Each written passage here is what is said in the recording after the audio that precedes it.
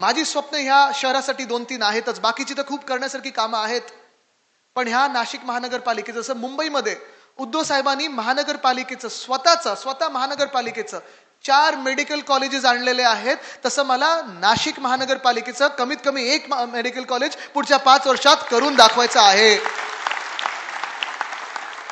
स्वस्त आणि मस्त आरोग्य सेवा ही नाशिकमध्ये आलीच पाहिजे. हे सगळे मोठे मोठे नेते येतात, सगळं काही सांगून जातील. मी पुन्हा एकदा त्यांना सांगतो, मुद्द्याचं बोला, नाशिक प्रेमाचं बोला, बाकीचं काही बोलू नका.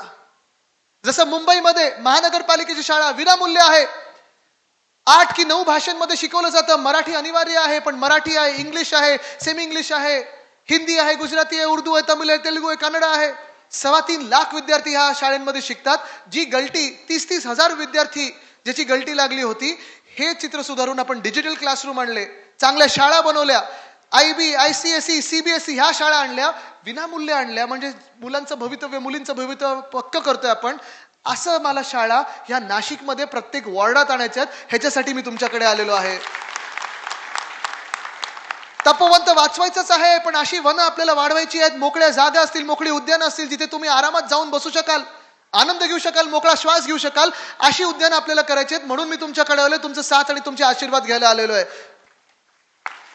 जशी BST, मुंबईमध्ये BST 25 वर्ष ताफा आपला BSTचा जवळपास 3,000 होता, मला 10,000 पर्यंत न्यायचा होता. आणि पुन्हा एकदा मुंबई जिंकल्यानंतर मी BSTच्या बसेस आहेत ते 10,000 पण नेणार. महिलांसाठी विनामूल्य बसेस असतील. 5, 10, 15 आणि 20 रुपयामध्ये जे आपण भाडं केलं होतं, फ्लॅट फेअर, 5 किलोमीटर जायचे 5 रुपयात, 10 किलोमीटर जायचे 10 रुपयात, 15 किलोमीटर जायचे 15 रुपयात, आणि 20 किलोमीटर म्हणजे 15 किलोमीटर जास्ती जायचं असेल तर 20 रुपयात तुम्ही कुठेही AC बसेस घेऊन जाऊ शकत होतात. अशी बस सेवा आहे नाशिकमध्ये, ती मला आणायची आहे. ह्याच्यासाठी मी तुमच्याकडे आलोय. तुम्ही आशीर्वाद मला देणार की नाही?